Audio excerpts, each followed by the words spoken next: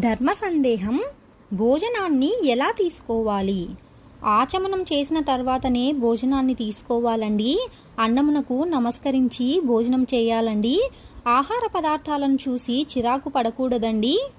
వండిన వారిని అభినందించాలండి.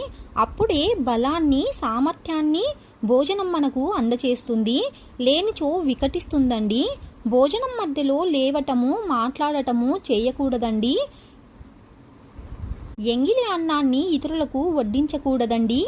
పదార్థాలు బాగున్నాయని అతిగా తింటే ఆయుష్ తగ్గుతుందండి. భోజనానంతరం కూడా ఆచమనం చేయాలండి. ఆచమన విధి తెలియనప్పుడు భగవంతుడిని స్మరించి ఆపై భోజనాన్ని చేయాలండి. విస్తరిలో ఏమీ మిగిల్చరాదండి. అవసరమైనంతనే వడ్డించుకోవాలి లేదా వడ్డించమని చెప్పాలండి. ఇష్టం లేని పదార్థములను ముందుగానే వద్దని చెప్పాలండి.